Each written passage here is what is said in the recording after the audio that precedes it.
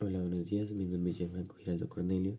Este es mi primer capítulo nombrado Nacimiento de la democracia, imperios y declaración de los derechos del hombre. Empecemos con el nacimiento de la democracia. Esta idea se origina en la antigua Grecia, en una ciudad llamada Atenas.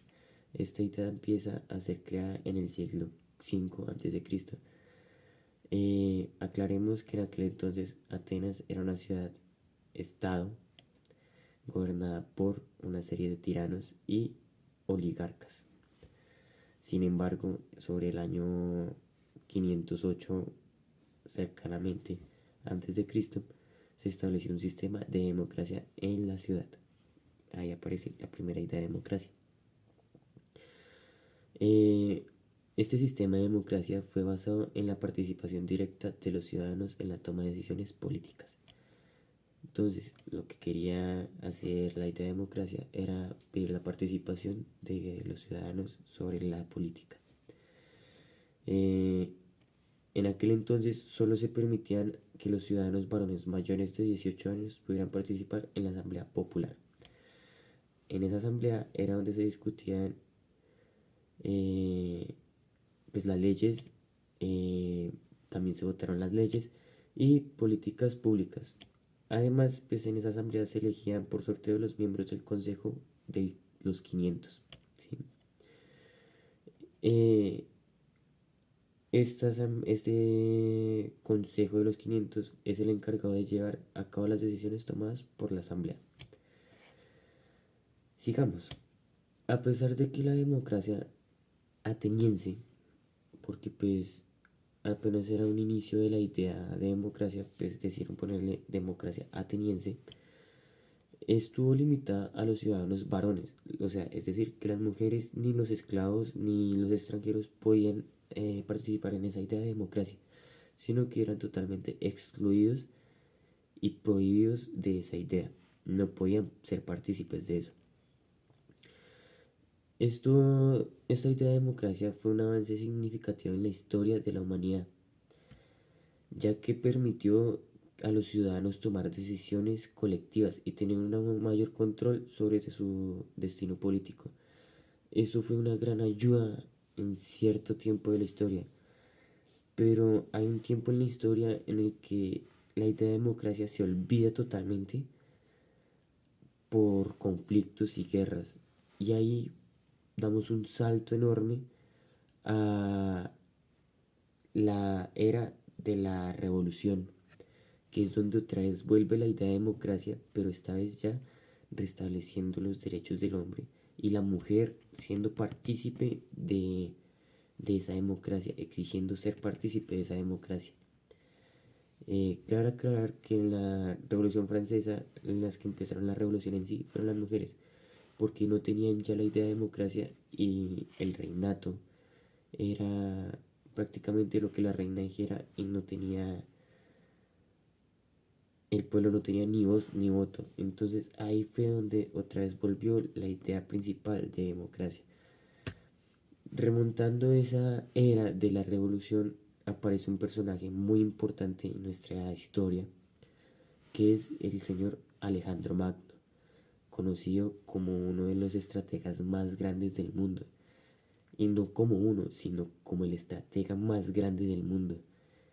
Él era capaz de crear estrategias militares que a cualquier persona le tardaría años y años en crear. Él podía crear esas estrategias y poderlas solucionar fácilmente. Pero bueno, volvamos a nuestro tema principal, que es la democracia. Eh, pues ya volviendo en sí, a lo largo de la historia la democracia fue evolucionando por parte de la revolución, por parte de guerras, por parte de conflictos. La democracia fue evolucionando y se expandió a otras partes del mundo. O sea, ya no queda en un lugar colectivo, sino como mencioné anteriormente, ya se estaba expandiendo a la época de Francia. Ahora es conocida por todo el mundo. Eh, Ahora pues en la actualidad existen varias formas de democracia y sistemas democráticos en diferentes países. Esto hoy en día pues la idea de democracia no es algo que sea la idea perfecta porque hay gobiernos que no toman la voz ni el voto del pueblo y se olvida totalmente del pueblo. Ahora, empecemos con nuestro siguiente tema que es son los imperios. Volvimos de nuevo. Entonces empecemos con los imperios. Imperios en sí es un término que se utiliza para referirse a estados o naciones que han alcanzado un gran poder y dominio, ¿sí? Pues cabe recalcar que este poder y dominio se lleva sobre otros pueblos. A menudo se asocia con el concepto de imperio, que es un tipo de sistema político en el que un estado poderoso controla a otros estados y territorios a través de la fuerza militar. O sea, el imperio se basa más en la fuerza militar para eh, restringirle sobre otros países. También pues la diplomática y el control económico. O sea, no solo se basa en sí en la fuerza militar. Claro, su fuerte en sí pues, es la fuerza militar, pero también se va un poco hacia la diplomacia y al control económico. Los imperios han existido a lo largo de nuestra historia humana. Eso es algo que tenemos que ser totalmente sinceros y honestos. Los imperios llevan su historia con nuestra historia, porque desde que nosotros estamos está el imperialismo.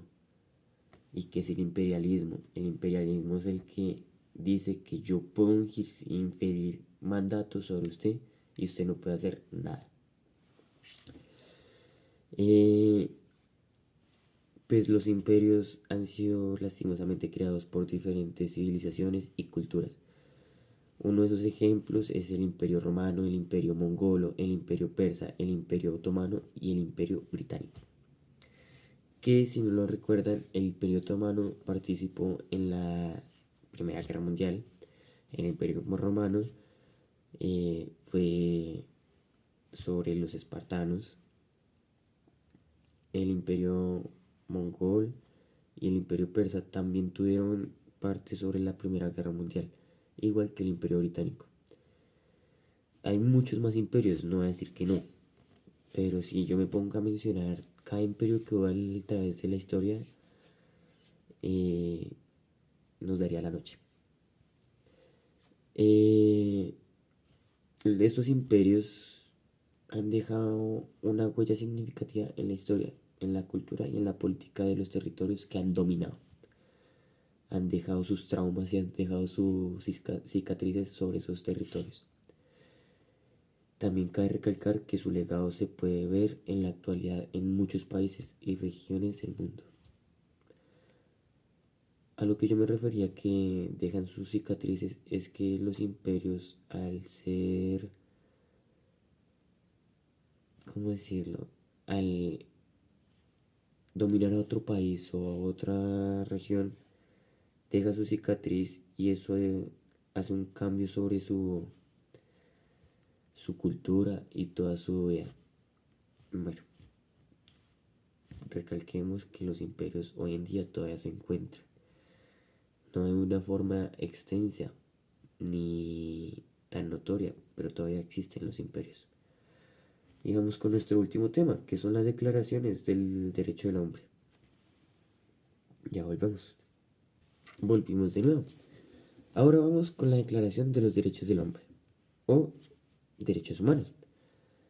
Se dice derechos del hombre porque antes no se tenía el voto de la mujer ni de extranjero ni nada, sino solo del hombre. El hombre era el que tenía el poder de todo.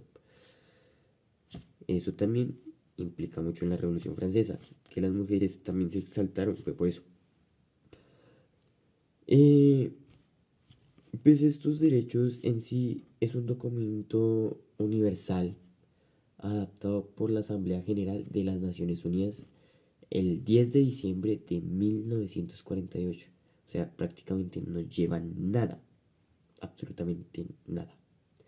Pese a que ya lleva su historia hasta apenas hace poco. se establecieron en sí los derechos del hombre y los derechos humanos. Este documento consta apenas de 30 artículos que establecen los derechos humanos fundamentales que deben ser protegidos en todo el mundo. Voy a dar uno de esas declaraciones universales del derecho humanos. Entonces, con permiso, voy a leerlos un poco. Número 1. Todos los seres humanos o todos los hombres nacen libres e iguales en dignidad y derechos. Número 2. Todos tienen derecho a la vida, la libertad y la seguridad de su persona. Número 3. Nadie será sometido a la esclavitud ni a servidumbre. La esclavitud y la trata de esclavos están prohibidos en todas sus formas. Número 4. Todos tienen derecho a la igualdad ante la ley y a una protección igual de la ley sin discriminación. Número 5. Nadie será sometido a torturas ni a penas o tratos crueles, inhumanos o degradantes. Número 6. Todos tienen derecho al reconocimiento de su personalidad jurídica. Número 7.